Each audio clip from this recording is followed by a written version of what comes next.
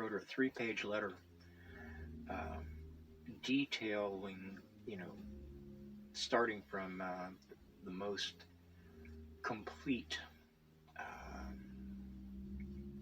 original motor vehicle law back in 1929.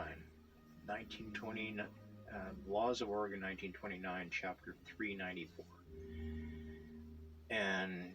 And I mentioned the motor vehicle laws, the motor vehicle fuel tax laws, and everything in this 3-page document. I said, now, I know you're going to have to demonstrate some courage here.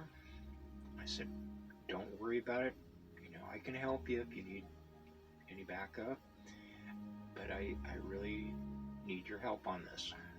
And the next thing I got was the stalking order.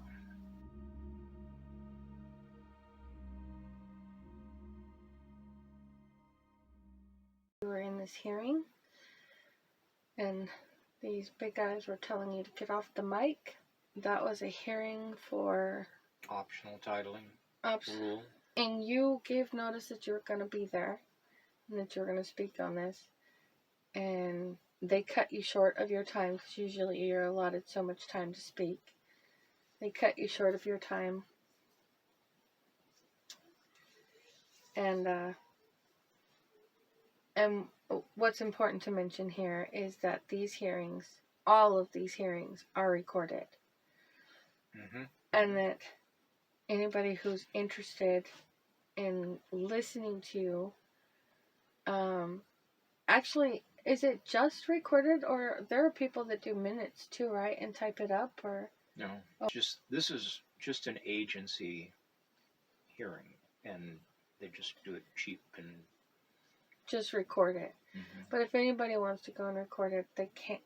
Listen to it. They can go and get the recording from the state archives. Well, yeah, it's in the same building. But if anybody wants that, I would recommend it. It ends up there, but you can also order it from the rules coordinator, the DMV rules coordinator, who is currently Lori Coons. Although she's going to retire, and the last time I talked to her, she said soon. I assume this year.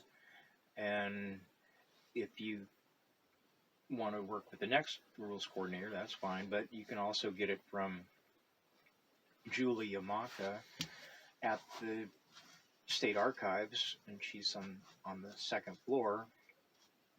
And I can even give you her phone number, but that's 800 Summer Street Northeast in Salem.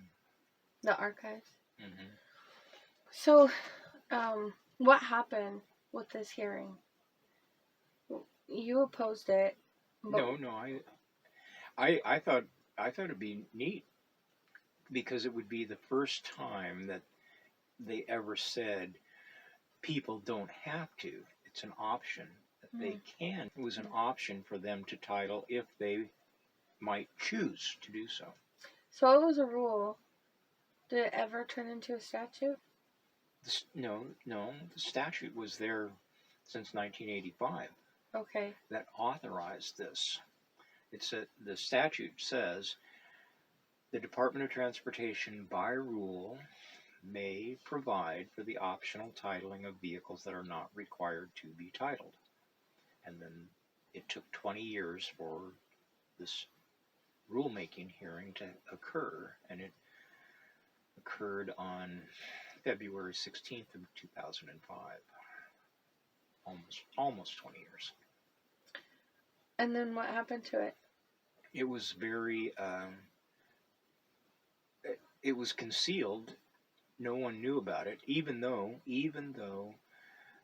in the Administrative Procedures Act, which is part of the motor vehicle laws, it says notice must be given to the financially interested parties, which meant they had to notify every member of the general public who might choose to do so.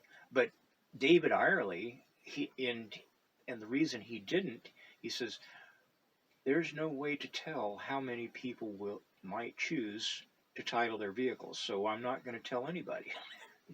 But that's criminal reasoning. Mm. And so he didn't. They didn't. And that law is at ORS 183.335. That requires notice.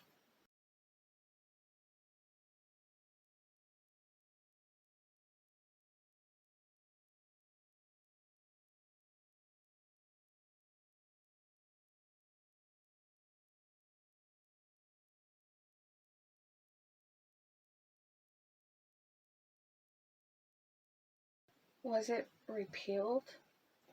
Oh yeah, it got repealed because, and see, I was causing problems with it.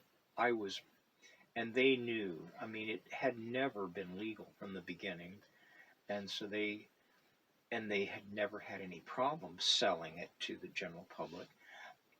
So but they knew they couldn't continue to hide something bogus like that. So in May 18 of 2012, they repealed it. They passed another rule, adopted another rule, which said OAR 735.022.0120 is repealed in its entirety. What's the significance of that? It means it doesn't exist anymore. There's no option for the general public to title their vehicles. But is there a requirement? No, there never has been.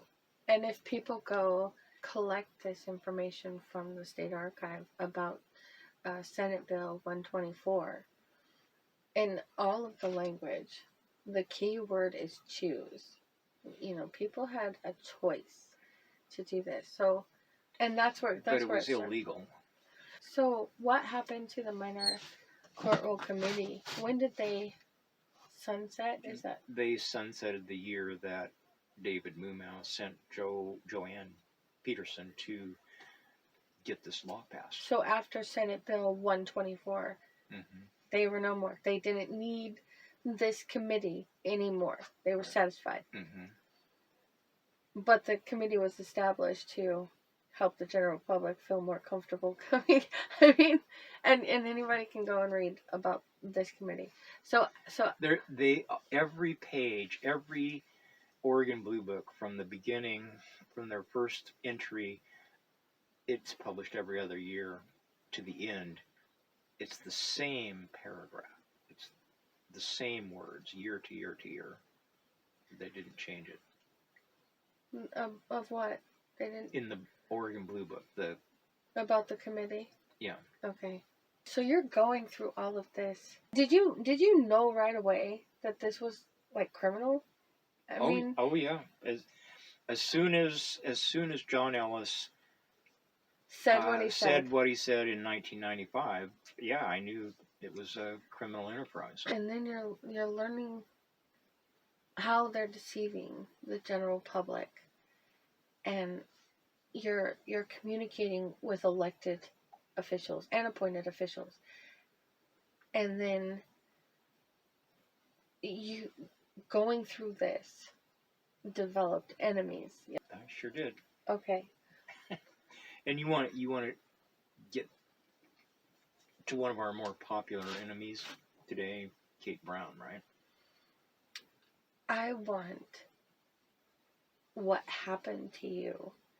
I want how, I mean, you were going to these officials to get information, public information from them, and they were trying to stop you. How did they couldn't. You know, there's only so much you can do for somebody who already knows and who's just trying to get the proof out of them. And I didn't, after 1997, I didn't play with Kate Brown anymore. And in 1997, she was a senator? Okay. No, 1997. Oh yeah, she was a senator. She was a senator. Just turned a senator. And then from senator, she went to Secretary of State. And then and now she's governor. Yeah. So okay. So she's made a career of this. A long career of this. So you had an experience with Kate Brown when? The second to the last time was in 1997 when she told the Women's Legislative Caucus to don't give Richard anything that he asked for. Okay. Whatever he asked for, don't give it to him. That's the words that I was told. And then the last time was when? In 2004.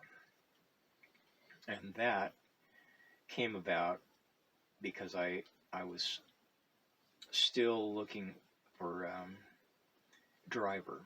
Who's a driver? You know, and I asked a friend of mine. He's pretty friendly, a farmer from Yamhill County named Gary George, Senator George. I said, and he was on the transportation committee. So I said, "Hey, Gary, can you help me find the definition of a driver?" And he said, "Yeah, no problem. I got a new attorney. I'll have him look it up for you." And so he referred me to this guy named Bigger, his new attorney, and he said, "You have to go to your own senator to get that definition." And I go, "Now why is that? She's not on the transportation committee, never has been. Why should I go to her?" And he wouldn't tell me, but he kept saying, "You have to, you shall, you must." And I go, "Okay." She's never been a friend of mine, but if you ask her, if you go to her personally and you ask her if she'll help me, and she promises you have to get a promise from her, then I'll try to work with her. And her is Kate Brown. Yeah. Mm-hmm. And so he called me back and said, "Okay, now it's your turn. You deal with her." I said, so you got her to promise, right? "Yeah." I said, "Okay."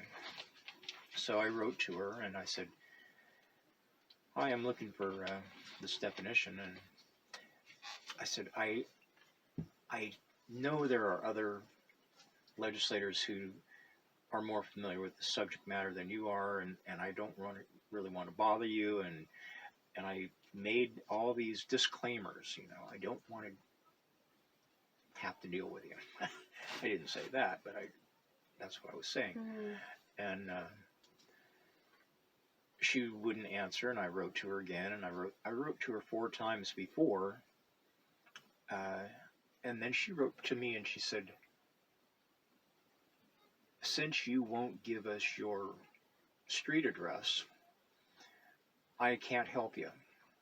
2-line letter, just on her letterhead. And I go, "What?" And apples and oranges, like. Yeah, what? You're asking for the definition of driver, and she wants your address. Yeah, and I'm told that I have to, and she promised this guy named Bigger that she would help me, and now she's saying I won't. So anyway, I wrote to her again, and now I'm telling her this is what I've done to find out answers about this. I wrote her a 3-page letter detailing, starting from the most complete original motor vehicle law back in 1929, Laws of Oregon 1929, chapter 394. And I mentioned the motor vehicle laws, the motor vehicle fuel tax laws, and everything in this 3-page document. I said, "Now, I know you're going to have to demonstrate some courage here." I said, "Don't worry about it. I can help you if you need any backup, but I really need your help on this." The next thing I got was the stalking order.